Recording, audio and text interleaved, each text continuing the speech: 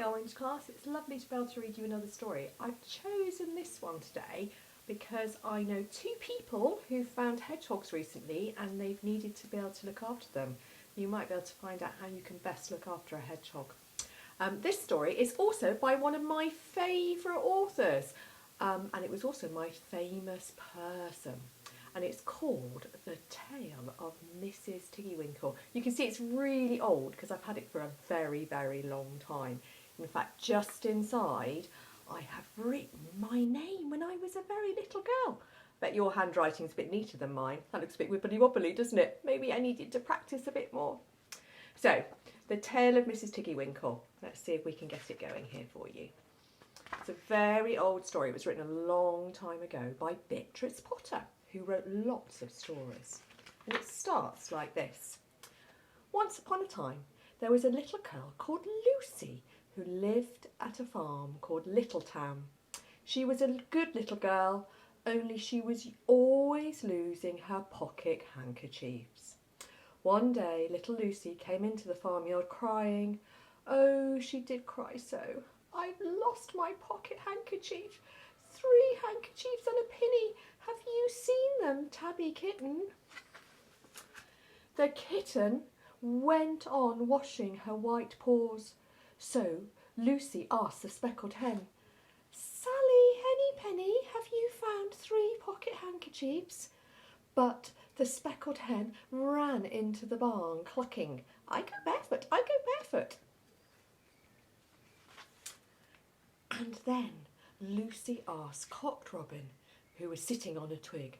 Cock Robin looked sideways at Lucie with his bright black eye, and he flew over a stile and far away. Lucie climbed upon the stile and looked up at the hill behind Littletown, a hill that goes up and up into the clouds as though it had no top. And a great way up the hillside she thought she saw some white things spread out upon the grass.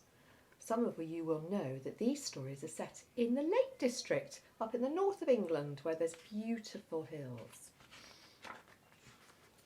Lucie scrambled up as fast as her stout legs would carry her. She ran along the steep pathway up and up until Littletown was right away below them. She could have dropped a pebble down the chimneys. Presently she came to a spring bubbling out from the hillside.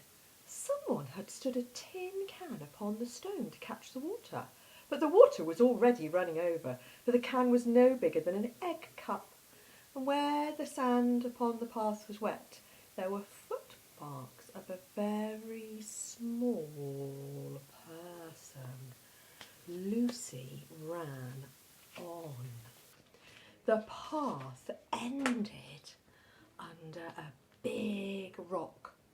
The grass was short and green, and there were clothes props cut from wooden bracken stems and a heap of tiny clothespins, but no pocket handkerchiefs.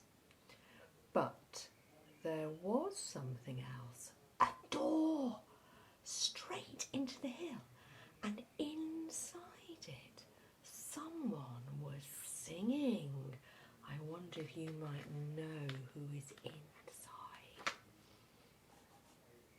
Lucie knocked once and twice and interrupted the song. A little frightened voice called out, Who's that? Lucie opened the door, and what do you think was there inside the hill? A nice clean kitchen with a flagged floor and wooden beams, just like any other farm kitchen. Only the ceiling was so low that Lucie's head nearly touched it, and the pots and pans were small, and so was everything there. There was a nice, hot, singy smell, and at the table, with an iron in her hand, stood a very short person staring anxiously at Lucie. Her print gown was tucked up, and she was wearing a large apron over her striped petticoat. Her little black nose went sniffle, sniffle, sniffle, and her eyes went twinkle, twinkle, and beneath her cap, where Lucie had yellow curls, that little person had prickles.